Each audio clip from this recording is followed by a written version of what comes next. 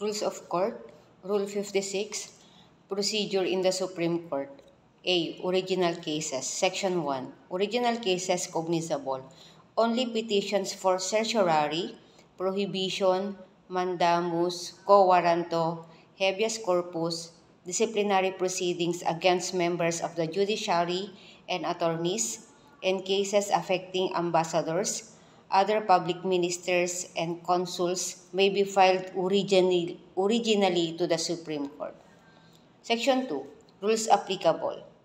The procedure in original cases for certiorari, prohibition, mandamus, quo warranto, and habeas corpus shall be in accordance with the applicable provisions of the Constitution, laws, and rules 46, 48, 49, 51, 52, and this rule, subject to the following provisions. A. All references in said rules to the Court of Appeals shall be understood to also apply to the Supreme Court. B. The portions of the said rules dealing strictly with and specifically intended for appealed cases in the Court of Appeals shall not be applicable. And C.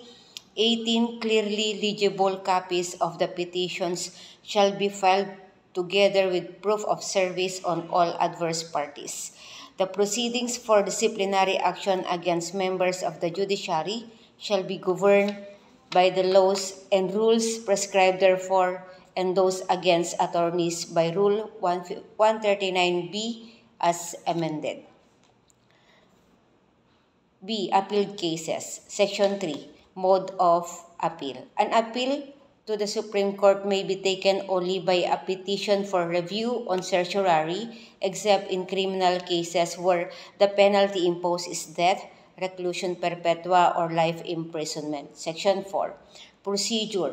The appeal shall be governed by and disposed of in accordance with the applicable provisions of the Constitution, laws, Rules 45, 48, Sections 1, 2, and 5 to 11 of Rules 51, 52, and this rule. Section 5. Grounds for dismissal of appeal. The appeal may be dismissed motu proprio or on motion of the respondent on the following grounds. A. Failure to take the appeal within the reglementary period. B. Lack of merit in the petition. C. Failure to pay the requisite docket fee and other lawful fees or to make a deposit for costs. D. Failure to comply with the requirements regarding proof of service and contents of and the documents which should accompany the petition. E. Failure to comply with any circular, directive, or order of the Supreme Court without justifiable cause. F. Error in the choice or mode of appeal. And G. The fact that the case is not appealable to the Supreme Court. Section 6. Disposition of improper appeal, except as provided in Section 3, Rule 122 regarding appeals in criminal cases, where the penalty imposes death, reclusion perpetua, or life imprisonment, an appeal taken to the Supreme Court by notice of appeal shall be dismissed. An appeal by certiorari taken to the Supreme Court from the regional trial court submitting issues of fact may be referred to the Court of Appeals for decision or appropriate action. The determination of the Supreme Court on whether or not issues of fact are involved shall be final. Section 7. Procedure if opinion is equally divided.